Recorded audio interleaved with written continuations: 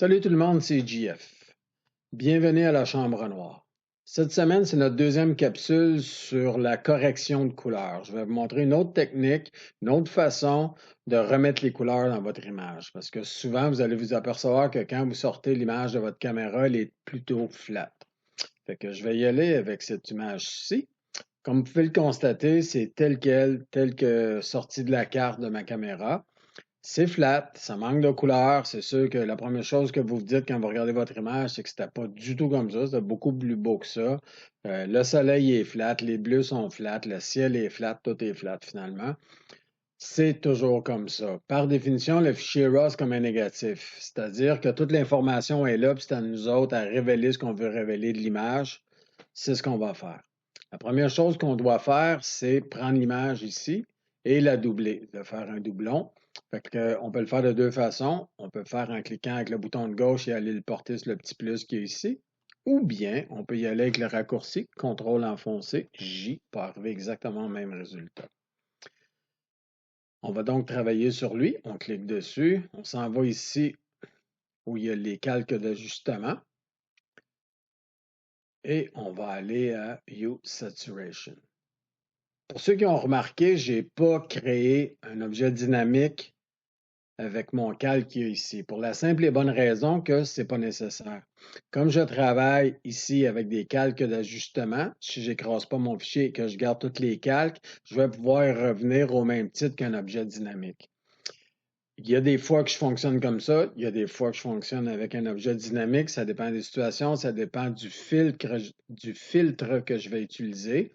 Quand j'utilise des filtres, évidemment que je vais faire un objet dynamique. Sinon, si je travaille directement sur l'image qu'il y a là avec des calques d'ajustement, je n'ai pas besoin de faire ça. Fait que la première des choses qu'on va faire, c'est que je vais vous montrer que lui, il fonctionne pas tout à fait comme c'est le premier que je vous ai montré. C'est-à-dire qu'on pourrait toujours jouer avec les curseurs comme ça pour essayer d'ajuster les couleurs. Mais c'est l'enfer. Moi, j'y arrive pas. J'ai ma méthode à moi qui fonctionne quand même assez bien. C'est-à-dire d'utiliser ici, c'est comme la pipette. Vous allez pouvoir aller chercher la couleur. Fait qu'on clique dessus. Je vais commencer par le bleu parce que c'est ça la couleur la plus facile dans l'image. Je clique dessus. Si vous regardez en bas ici, juste ici, il y a deux braquettes blanches qui vous disent que toutes les couleurs entre les deux, c'est là-dessus que vous allez travailler. On va regarder, OK, on regarde toujours le bleu qui est ici. On commence comme l'autre façon que je vous ai montré, par la saturation et on ferme tranquillement ou on augmente tranquillement la saturation. Je vous dirais que pour un départ, ici, c'est bien. Maintenant, on s'en va à Hue ou la teinte. Fait qu'on a le choix d'aller soit vers quelque chose d'un petit peu plus comme ça, qui tire vers le vert, ou on s'en va un petit peu plus vers le bleu. Je vous dirais que vers le bleu, je pense qu'on est plus près de la vérité. Il ne faut pas trop en mettre non plus parce que là, un ciel qui est trop bleu, c'est un give. Le lightness ici, ou la lumière, on ne l'utilise pas vraiment parce que vous allez voir que si j'en enlève, j'enlève aussi la saturation et si j'en ajoute, je brûle un peu l'image. Je vous dirais que ça, c'est très rare que je vais lui toucher. Je vais plutôt le laisser à zéro parce que la plupart du temps, j'arrive ici à bien contrôler ce que je veux faire. On va le changer de côté. Et maintenant, je reprends. La pipette est toujours active et je vais aller dans les verts qu'il y a ici. Je clique. Comme vous pouvez le constater, on vient de changer. On est ici, ici. Toutes les couleurs qui sont entre les deux vont être affectées par mon changement. On commence encore avec la saturation. On grimpe tranquillement. Comme vous pouvez voir, le soleil revient doucement dans notre image. On va y aller avec un... Je vais peut-être y aller un petit peu plus pour que vous puissiez bien le voir sur votre écran. On va y aller avec 22. Et ici, c'est la même chose. Soit je m'en vais vers plus orangé ou je m'en vais vers plus vert. Je vous dirais que dans ce cas-ci, je pense que je vais me limiter à le laisser comme il est. Je vais cliquer. On va changer juste ça de côté pour bien voir. Vous vous souvenez quand vous voulez les promener, c'est avec le bouton de gauche que vous gardez enfoncé. Et on va aller chercher les rouges. On est bien dans les rouges. En passant, vous pouvez aussi, si vous voulez, agrandir ceci. C'est-à-dire que je peux lui donner cette largeur-là et tout arranger les couleurs en même temps. Je ne vous conseille pas de faire ça parce qu'à ce moment-là, plutôt, c'est plus difficile d'arriver au résultat qu'on veut. Fait que je vais revenir, attends, je vais revenir au bleu. Comme vous pouvez voir, quand je retouche au bleu, il retourne exactement à mes ajustements. Donc, on va aller au rouge et il ne veut absolument pas le remettre comme il était. Je vais le remettre à la main. Donc, on y va avec les rouges. Je vais faire exactement la même chose. Je vais monter la saturation doucement. Ici, il faut faire attention pour pas que ça déborde.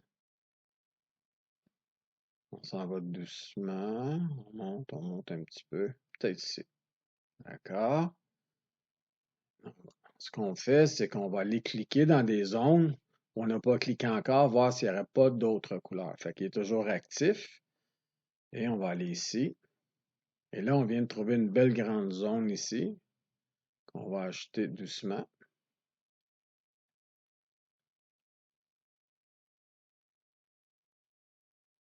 Encore un petit peu.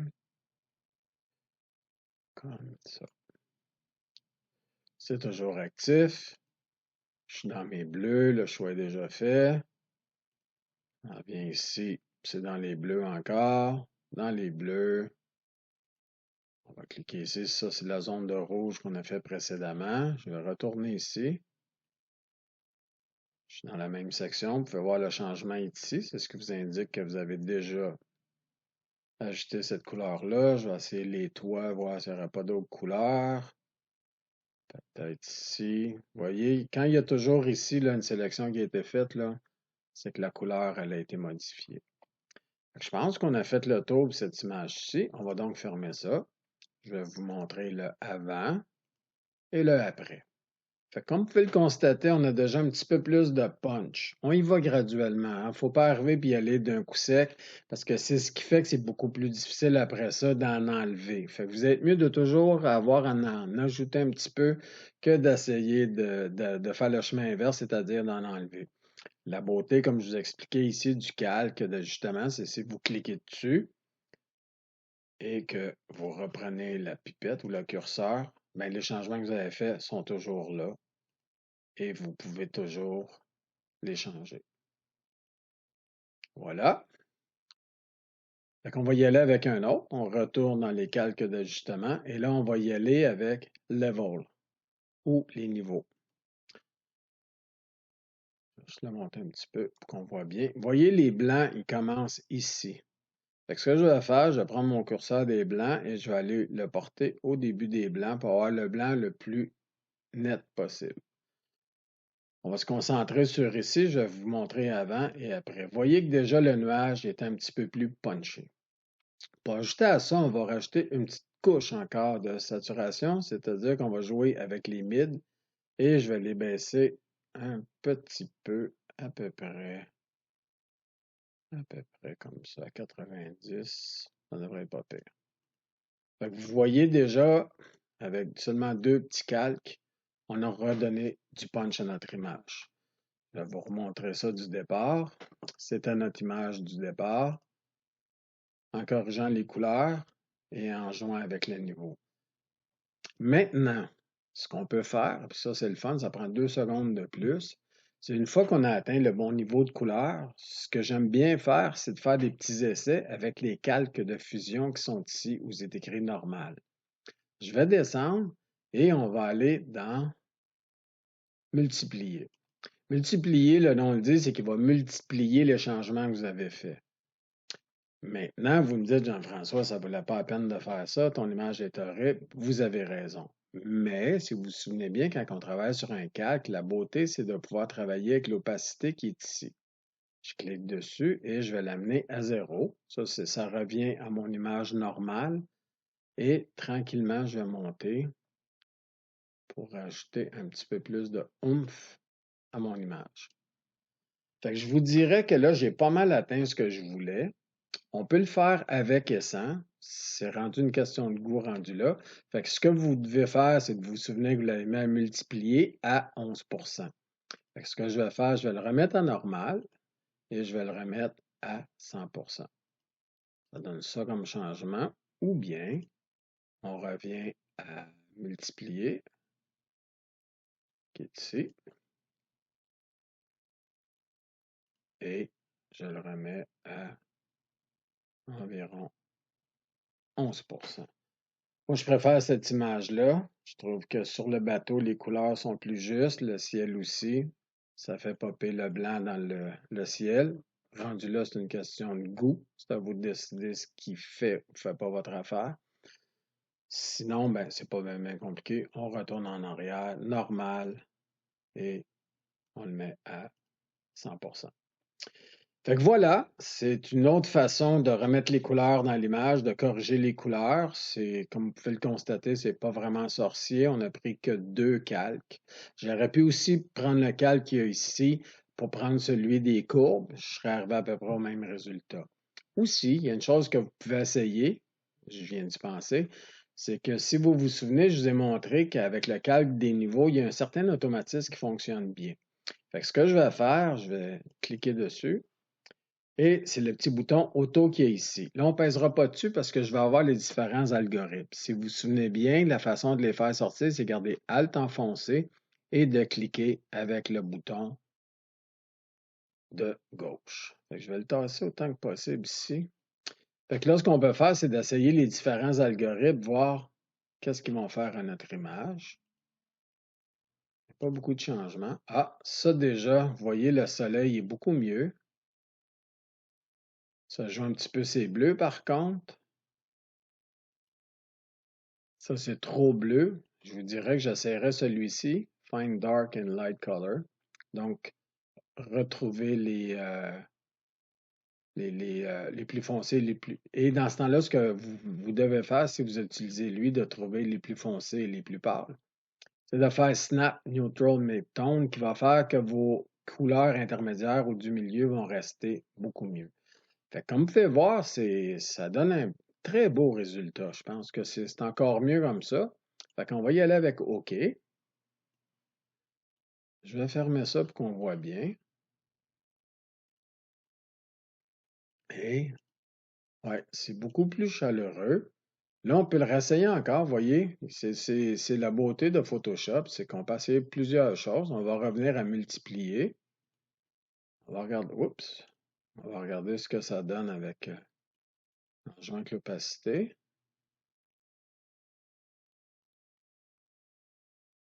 Je dirais que ça y va.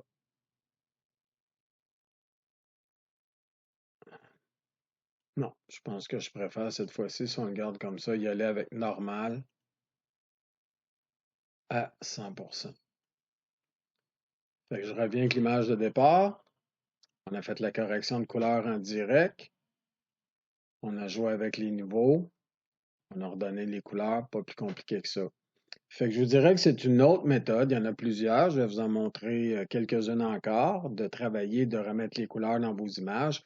Je vous dirais à la base que ces images-là, pas ces images-là, mais ces techniques-là vont beaucoup mieux fonctionner lorsque vous utilisez des fichiers RAW, c'est-à-dire ceux qui ont le plus d'informations, parce que la difficulté, c'est que si vous travaillez avec un JPEG, que vous allez faire 2, 3 changements, c'est là qu'on commence à perdre des choses, à perdre des couleurs.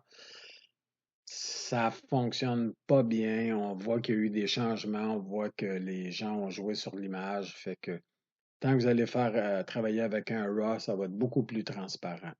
Fait que sortez vos images, que ce soit des images de vacances, n'importe quelle image, puis amusez-vous à jouer avec les couleurs.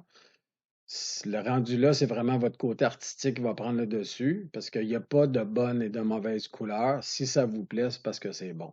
Fait que sur ce, on se revoit la semaine prochaine. Ciao.